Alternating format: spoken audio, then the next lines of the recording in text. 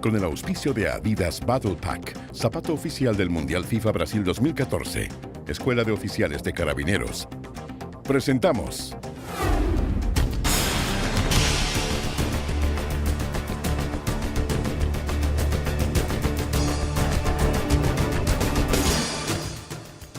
Arcatel Noticias.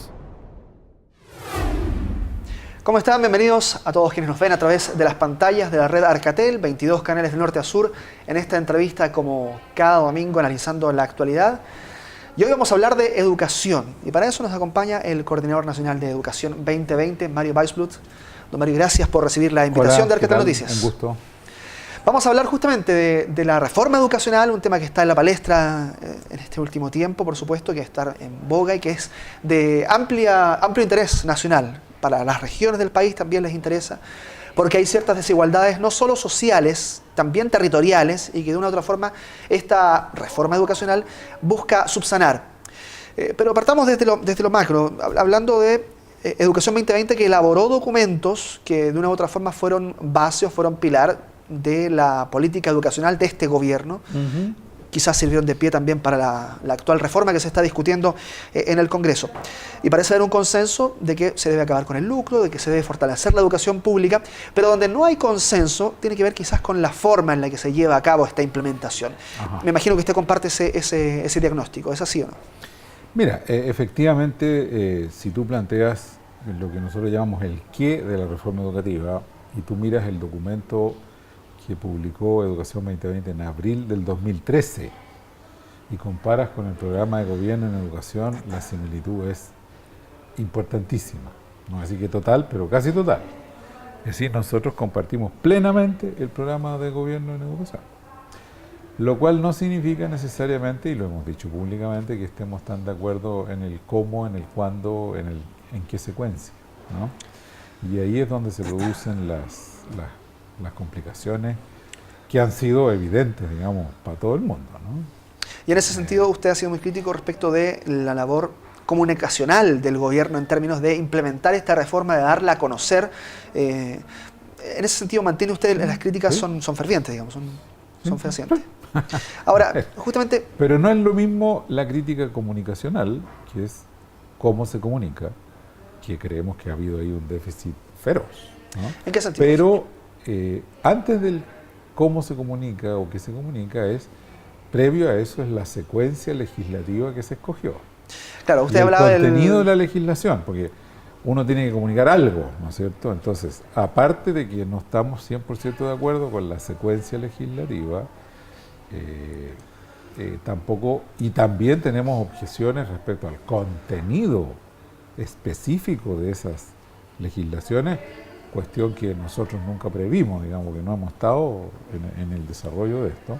Después está el asunto de cómo uno le comunica a la sociedad, a los padres y a los apoderados qué se quiere, por qué se quiere, y en ese sentido había un enorme déficit comunicacional. A ver, vayamos por parte. ¿Dónde está el gran error comunicacional del gobierno en la implementación inicial de la reforma? ¿No te molestaría si empezamos por lo otro? A ver, veamos lo de la agenda legislativa, entonces. ¿Hay ansiedad legislativa? Es la comunicación respecto a algo, ¿no? Claro. Entonces, ¿no? Ya, a ver, pero entonces, ¿hay ansiedad legislativa, dice usted, del gobierno? ¿Por qué? Sí. A ver, es decir, digamos, yo creo que la ansiedad legislativa es comprensible y viene del condenado temita que tenemos con los 4 años del periodo presidencial.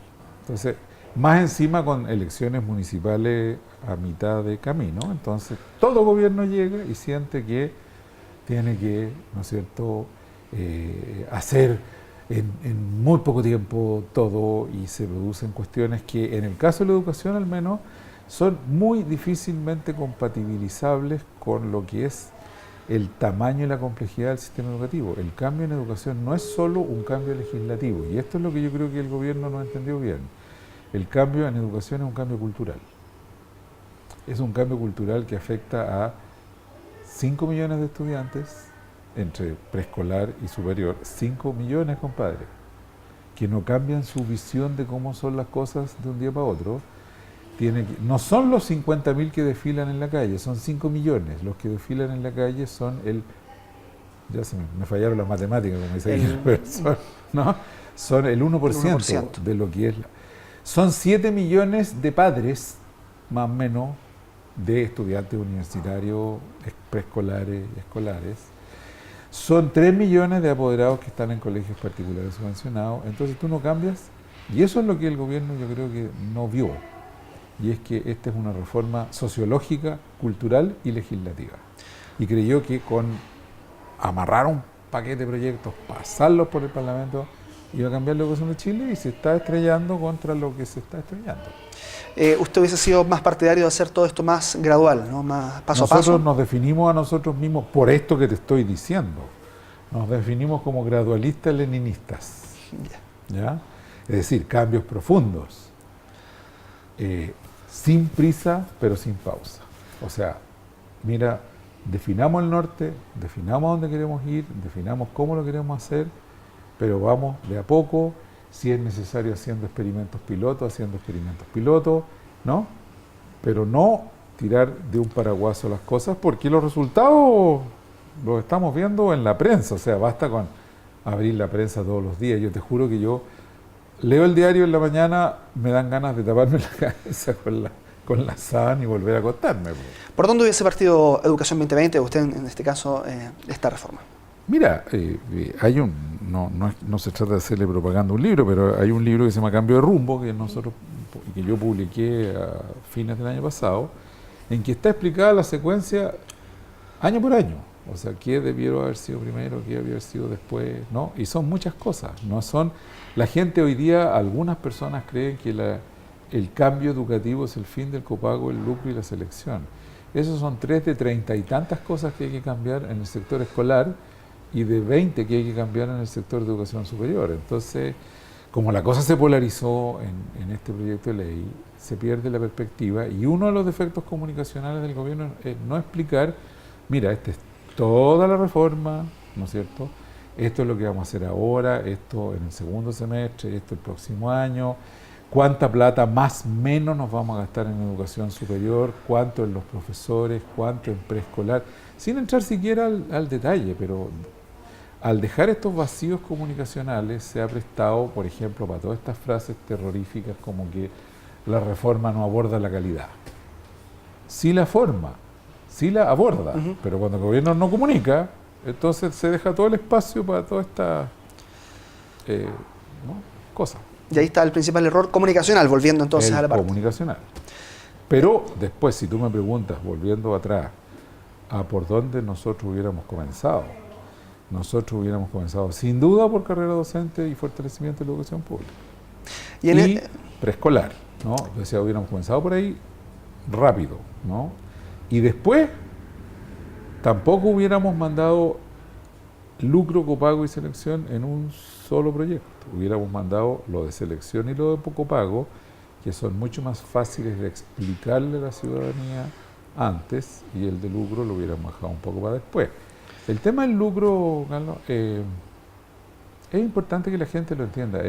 El lucro jodido, el lucro pirata, vamos a llamarlo de alguna manera, se produjo en la educación superior. Y se escogió partir por el lucro en la educación escolar, donde las cosas han sido de mucho menor envergadura. Está más regulado, además. Está más regulado. Sí, lo que hubo en educación superior, no en todas las instituciones, pero en muchas universidades e institutos y CFT, hubo casi conductas cercanas al bandidaje. En el sector escolar está mucho más regulado. Bandidos hay en el sector con fines de lucro, en el sector sin fines de lucro, en el sector municipal, en la banca, en la polar. O sea, bandidaje hay, pero es un sector mucho más regulado. Usted dice comenzar por fortalecer la educación pública. Sí, señor. ¿De qué forma, en lo concreto, debiese comenzar este trabajo? Ya. La educación pública tiene que fortalecerse en 2 etapas. Una es el fortalecimiento inmediato. A ver, tengo que partir un poco más atrás, si me permites. La educación pública ha sido sometida a un proceso de demolición por los últimos 30 y tantos años, por acción o por omisión. Y las pruebas están al caldo. Teníamos un 80% de cobertura de educación pública, ahora vamos como en 35%, ¿no? O sea, esas cosas en los países no ocurren por casualidad. ocurren desde que, porque Pinochet dejó directores vitalicios y la Alianza se negó a sacarlos por 15 años, desde el 90 hasta el 2005, y después me dicen de que la educación pública no funciona, ¿me entendí? Eso es un poquito, perdón, pero un poquito cínico, ¿no? Son ellos los que se opusieron a la concursabilidad de directores de escuelas públicas 15 años. Y ahora dicen que la educación pública está mal gestionada, ¿me entiendes? Entonces, desde eso a un estatuto laboral que tiene que existir, pero que fue rígido en extremo, a dejar a los alcaldes con la educación sin ninguna vigilancia por parte del Estado. O sea, en Chile tenemos hoy día alcaldes que contratan al cuñado como director de educación y al sobrino como director de escuela, hasta ahora que están... Claro, hay un problema sistémico, digamos. Pero... Y hay otros que lo hacen muy bien. Pero el punto importante durante estos 30 años es que no hubo un solo cubículo en el Ministerio de Educación, Carlos, preocupado de ver qué pasaba con las escuelas del Estado. El dogma era, si un sostenedor público lo hace mal, no importa, que vengan los particulares. O sea, el Estado no fue un dueño completamente negligente de las escuelas municipales y de los sostenedores municipales. ¿Me entiendes? ¿No era rol de los municipios? Sí, a ver, no, estamos atentos. Espérate, era rol de los municipios, pero te voy a hacer un símil. Te lo voy a hacer con el sistema de empresas públicas que existe en Chile. Existen empresas públicas en Chile. Y existe una oficina ahí en el centro que se llama Sistema de Empresas Públicas, con un directorio, ¿no? Este directorio no administra las empresas públicas. Las empresas públicas tienen sus directores y tienen sus gerentes. Pero supervisa. Y si ve que una empresa pública deja la crema, que se lleva la plata, que no hacen las cosas, que está perdiendo plata, y perdón, venga para acá, se me da todo el directorio, se me da el gerente general, porque esto es una empresa del Estado y yo no puedo permitir que se mal administre. Ese rol el Estado no lo cumplió. Entonces, por muchas razones hubo omisión, y esta omisión llevó a unos déficits horrorosos, a la situación que tú ya conoces, ¿no? Entonces la pregunta ahora sí es cómo salimos del hoyo con la educación pública. ¿Por qué queremos educación pública? Perdóname que me dé otra vuelta. Porque hay gente que dice, bueno, no importa, que desaparezca total mientras haya proveedores privados, que los vigile la superintendencia y la agencia de la calidad. ¿Para qué necesita educación pública? Eso lo dice mucha gente. Nosotros creemos que hay que responder claramente esa pregunta. Sí necesitamos educación pública. No es por casualidad que en los países avanzados el promedio de participación de la educación pública en la educación en cuanto al número de alumnos es 80-85%. ¿Por qué será que países capitalistas, estoy hablando de Nueva Zelanda, de Holanda, Holanda es un caso excepcional, pero Estados Unidos, Inglaterra, que es la cuna del capitalismo, escogen tener un 80-85% de educación pública? ¿Por qué lo hacen? Porque es la principal herramienta contra la segregación. Vamos a hablar de segregación precisamente y de definiciones también de esta reforma educacional. Al regreso de este corte estamos hablando con Mario Weisblut acá en Arcatel Noticias.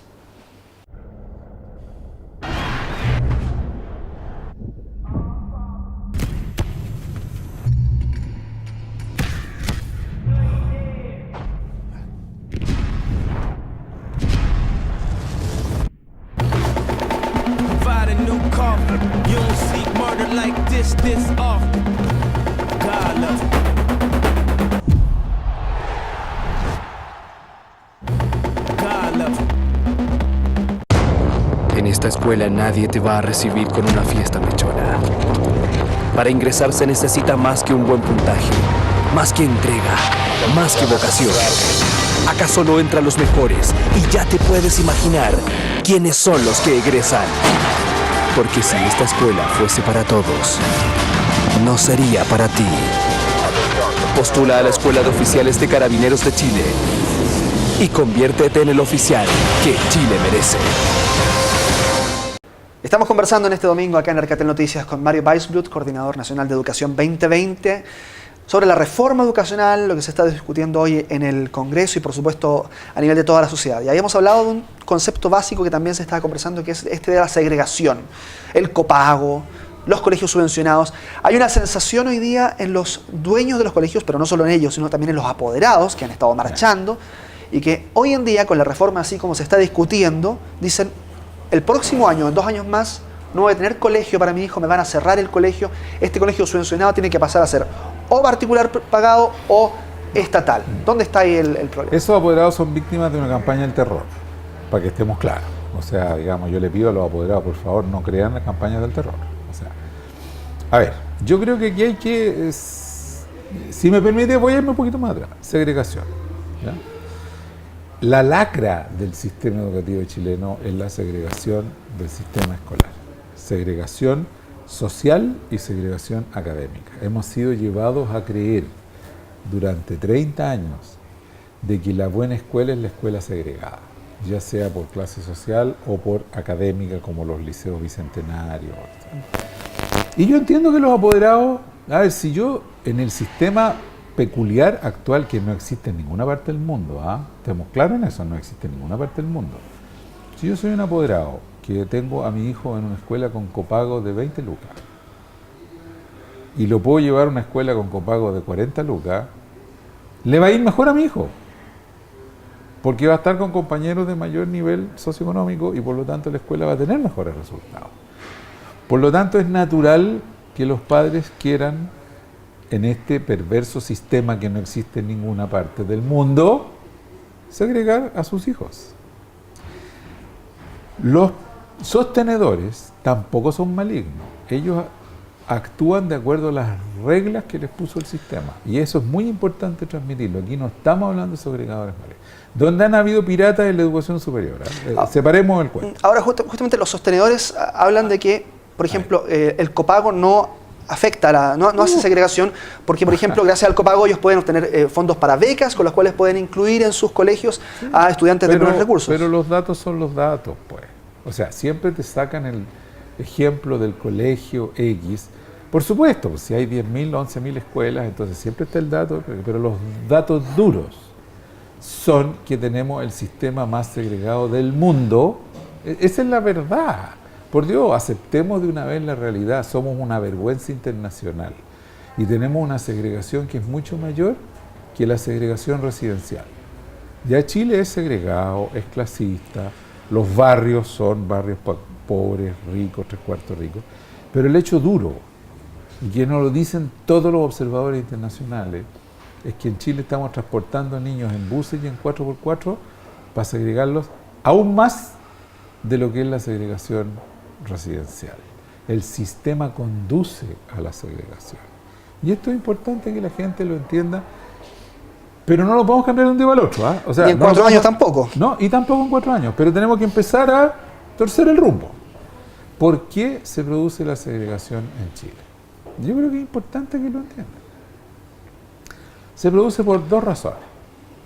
La primera es por la demolición de la educación pública. Yo te digo, yo estuve el otro día conversando y quedé muy impresionado con el alcalde Francisco de la Maza en Las Condes. En Las Condes, el sistema de educación pública es mínimo, son 5 escuelas. Cuando en Las Condes hay, no sé, pues 200 escuelas particulares pagadas, particulares subvencionadas, de alto pago. Hay 5 escuelas públicas que atienden sin seleccionar, atienden a niños de todo tipo de clases sociales. Y fíjate tú que hay cola para entrar en esas escuelas públicas. Tienen un centro de recursos de aprendizaje para los niños con dificultades de aprendizaje, y fíjate que esos niños obtienen 290 puntos de CIMSE, que es como en la parte superior de la escala.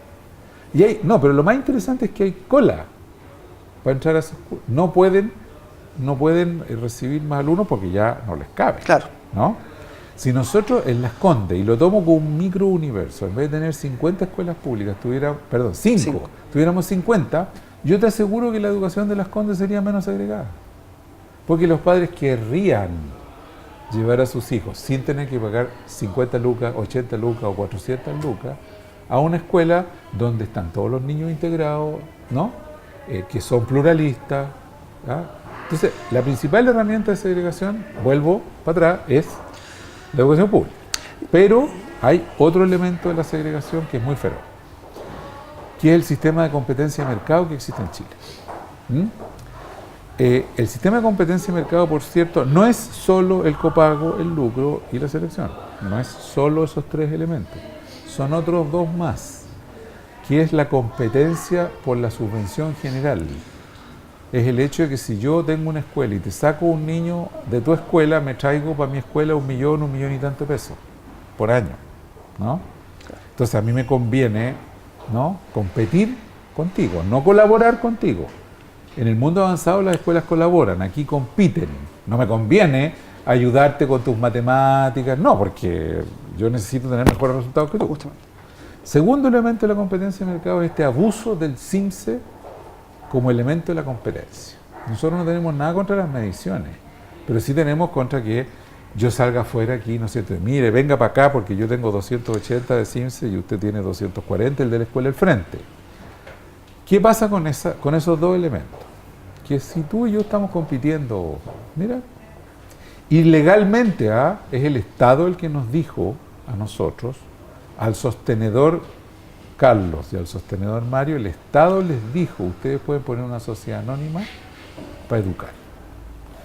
Entonces yo digo, a ver, ¿qué me conviene, cobrar copago o no? Sí, obvio. Si yo cobro copago, por ese solo hecho obtengo alumnos de mayor nivel socioeconómico y mejoro mis resultados. Con los mismos profesores. ¿Me sale a cuenta o no cobrar copago? No solo por la plata del copago, sino que por el copago elevo, ¿no es cierto?, el nivel de resultados y después pongo un cartel, fíjese que mi CIMSE es mayor, ¿no? ¿Me conviene seleccionar alumnos? Obvio que sí, po. Me conviene, ¿por qué? Porque si selecciono, son mis resultados. Me conviene expulsar a los alumnos más de la colita, obvio, po. Subo mis resultados, descremo, ¿no? Y de pasada me llevo un poco más de plata para casa. Entonces, el sistema de mercado que tenemos por 30 años ha inducido en personas que no son malignas, apoderados y sostenedores, esta pavorosa segregación que tenemos en Chile, en la cual a los que están en los colegios de arriba les va muy bien y a los que están abajo, ahí que se queden. Breve, antes de ir al corte, usted ha sugerido un plan piloto para lograr esta posibilidad de hacer colegios más inclusivos, terminar con la segregación. Diversos planes pilotos. En ese sentido, ¿estos planes pilotos lograrían finalmente generar un consenso respecto de que este es el sistema inclusivo al que debiésemos apuntar? A ver, no todo requiere planes pilotos, hay cosas que tú las puedes hacer de inmediato. Ojalá tengamos lo antes posible una ley de carrera profesional docente que le mejore las remuneraciones, las condiciones laborales, los requisitos de ingreso, o sea, eso no necesita plan piloto, claro. Eso lo puedes hacer, ¿no? Y ojalá lo hagas lo antes posible. Pero, por ejemplo, en materia de selección, hoy día hay 700 liceos más o menos que seleccionan en Chile, público y privado. En esos colegios, la gente, los profesores y los alumnos están convencidos que la selección es lo mejor que les puede pasar. Entonces, hay que demostrar que con un contingente de alumnos no seleccionados no pasa nada y con buena metodología todos pueden sacar buenos resultados.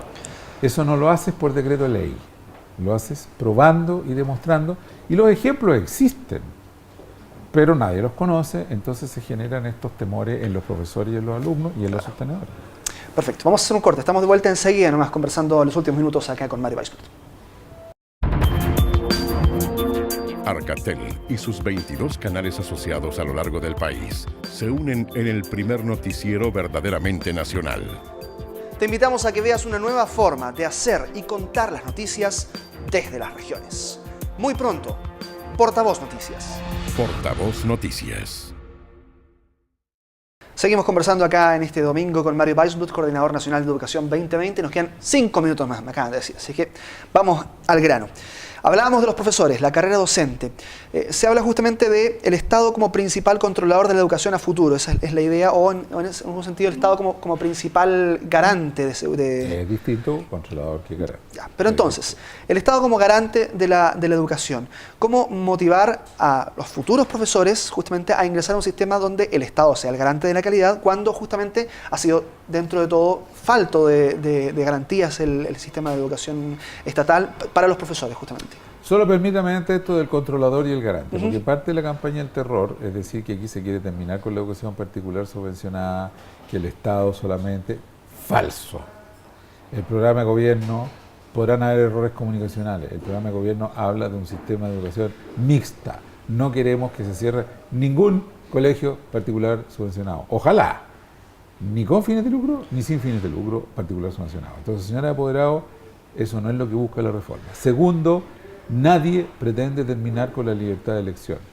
Lo que se está pensando y se está diciendo es mantener la misma libertad de elección que existe hoy. Por lo tanto, despejemos eso de que el Estado es el controlador, que se quiere estatizar todas las escuelas. Esas son las campañas del terror que está haciendo la UDI, va a decirlo con todas sus palabras, ¿no? Otra cosa es carrera docente. Justamente, ¿cómo motivamos a los futuros profesores, a quienes quieren estudiar pedagogía, a ingresar a un sistema donde el Estado justamente no ha sido el principal garante de la calidad y de las condiciones de los Primero que profesores? nada, tenemos que hacerlo. O sea, y esto está dicho en todo el mundo, el techo de un sistema educativo de su calidad está dado por sus docentes, sus directores y sus educadores de párvulo. Eso, y además en eso hay consenso universal. Y para ponerlo en concreto, hoy día un profesor, por mucho que han tenido aumentos salariales, gana en promedio un 40% de lo que gana un médico, un ingeniero, un abogado o otras profesiones. De ser así y mantenerse esto, nunca vamos a tener a los mejores egresados de educación media queriendo entrar a estudiar pedagogía. Claro. Salvo aquellos que sean hijos de millonarios y que el papá le diga, ya niño, usted váyase a seguir su vocación. O aquellos tan pobres y que hayan tenido una vocación tan mala que incluso este bajo salario le represente. Lo que queremos es que, como fue alguna vez, la clase media quiera entrar a estudiar pedagogía, los niños que tengan vocación. Y para eso la cantidad de medidas que tienes que tomar, Carlos, es enorme. No nos alcanzan los 5 minutos. Pero entre otras cosas hay que mejorar las condiciones laborales, ir aumentando progresivamente las remuneraciones, haciendo mucho más exigente el ingreso a estudiar pedagogía y el ingreso a entrar a enseñar en una escuela, y ir aumentando progresivamente las condiciones laborales, las remuneraciones, junto con las exigencias para estudiar pedagogía y para ingresar a hacer clases en la escuela. Volviendo al origen de nuestra conversación, usted hablaba de los errores comunicacionales y también de proceso legislativo en esta reforma educacional. La actual subsecretaria de Educación, Valentina Quiroga, fue fundadora de Educación 2020. ¿Sí? ¿Usted ha conversado con ella respecto de estos procesos, de cuáles han sido los errores? Mucho menos de lo que nos gustaría. Valentina ha estado completamente subsumida en una labor que es de por sí terrorífica, que es ser la jefa del servicio del ministerio, que tiene 8.000 funcionarios y 6 o 7 servicios dependientes. Y la verdad es que ella ha estado muy consumida por esto y hemos tenido en realidad escasa posibilidad de conversar con ella en este periodo. Además, que entendamos una cosa, ella ya no es Educación 2020, ella es el gobierno, nosotros somos un movimiento ciudadano y cada uno aquí juega su rol, y quien está mandando estos proyectos al Congreso no es la subsecretaria, es el gobierno. Perfecto. Brevemente, antes de terminar, dentro de esta reforma también se ha hablado de las universidades regionales, universidades estatales en cada región, centros de formación técnica también, que aportan cierta territorialidad al proceso de reforma. ¿Cómo lo evalúa usted? Mira, a ver,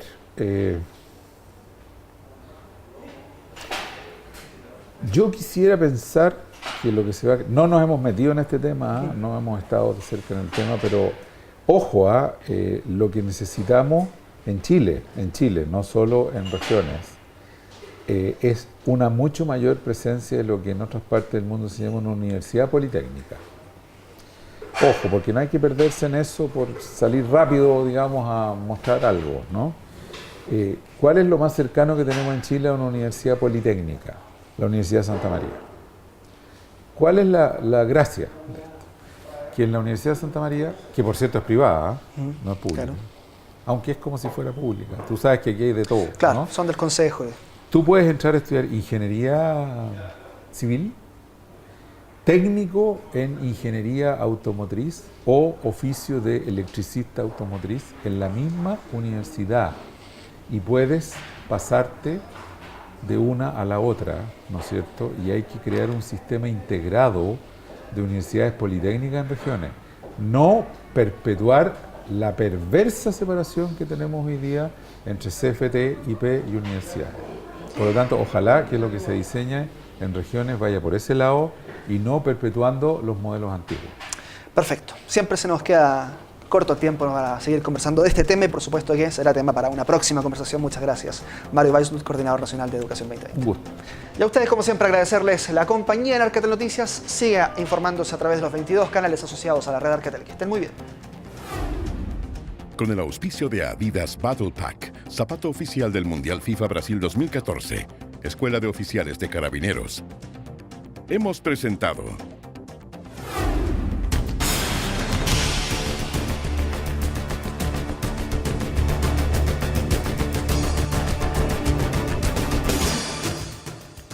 Arcatel Noticias.